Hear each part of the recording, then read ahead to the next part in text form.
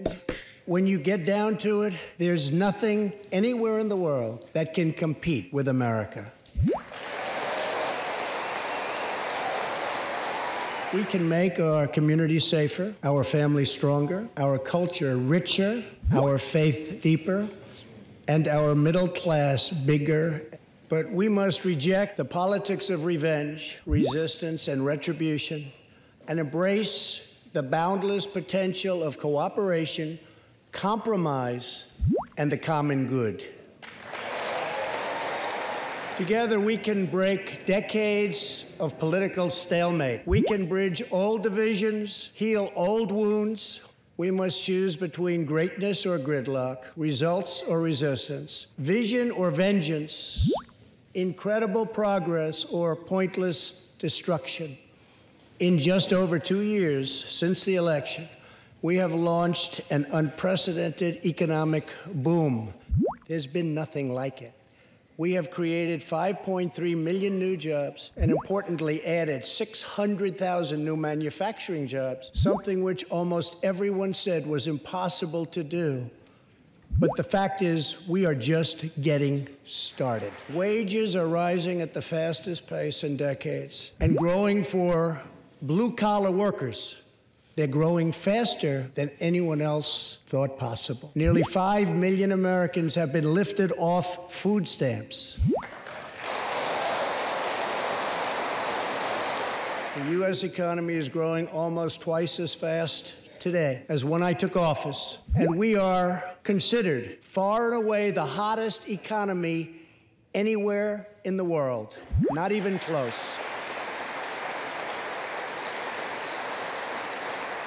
Unemployment has reached the lowest rate in over half a century. More people are working now than at any time in the history of our country. 157 million people at work. We passed a massive tax cut for working families and doubled the child tax credit. We virtually ended the estate tax or death tax on small businesses, for ranchers, and also for family farms. And to give critically ill patients access to life-saving cures, we passed, very importantly, right to try. My administration has cut more regulations in a short period of time than any other administration during its entire tenure. America is again winning each and every day. An economic miracle is taking place in the United States, and the only thing that can stop it are foolish wars, politics, or ridiculous partisan investigations.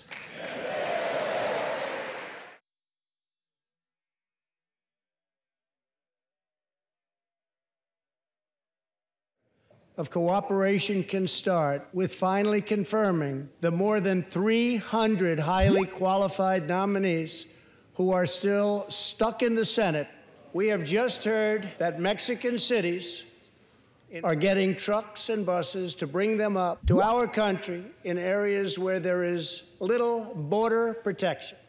Wealthy politicians and donors push for open borders while living their lives behind walls and gates and guards. San Diego, this powerful barrier, almost completely ended illegal crossings. The border city of El Paso, Texas, used to have extremely high rates of violent crime, one of the highest in the entire country.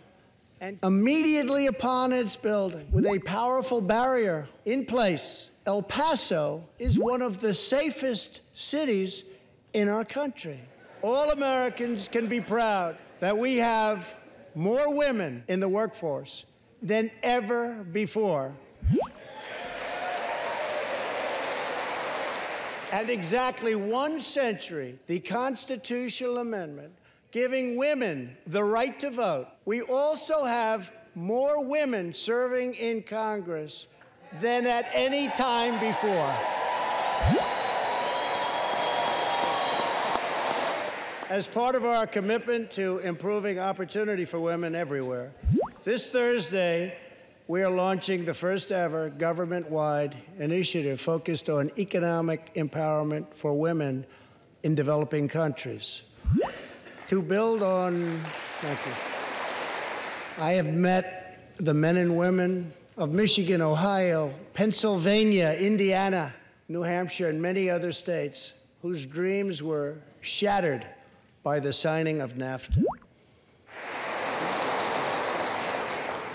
Tonight, I am also asking you to join me in another fight that all Americans can get behind, the fight against childhood cancer. My budget will ask Congress for $500 million over the next 10 years to fund this critical life-saving research. There could be no greater contrast to the beautiful image of a mother holding her infant child than the chilling displays our nation saw in recent days. Lawmakers in New York cheered with delight.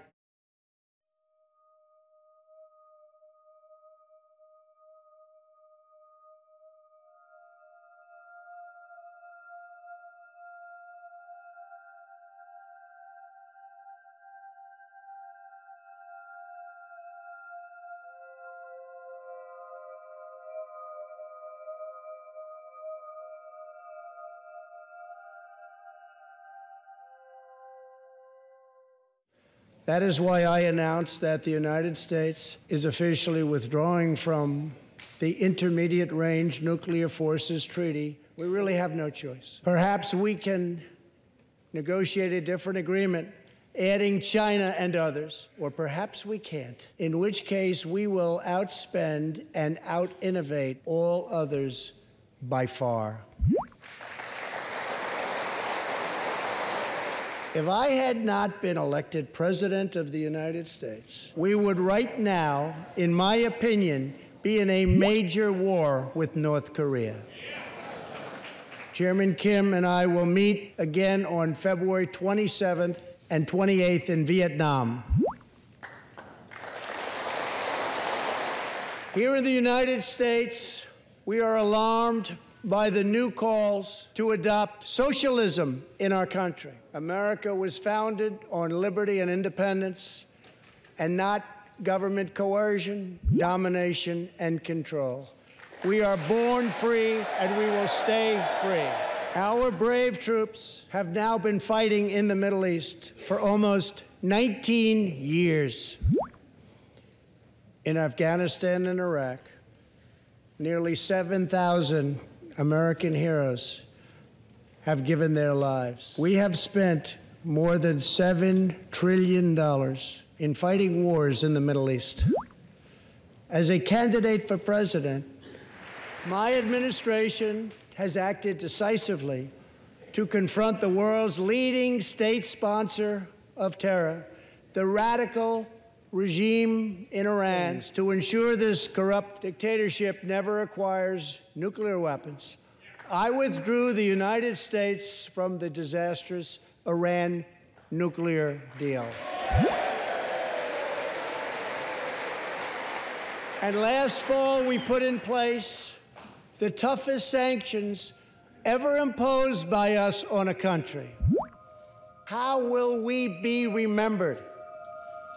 I ask the men and women of this Congress, look at the opportunities before us. Our most thrilling achievements are still ahead. Our most exciting journeys still await. Our biggest victories are still to come. We have not yet begun to dream. We must choose whether we are defined by our differences or whether we dare to transcend them. We must keep freedom alive in our souls, and we must always keep faith in America's destiny. that one nation, under God, must be the hope and the promise and the light and the glory among all the nations of the world. Thank you, God bless you, and God bless America. Thank you very much.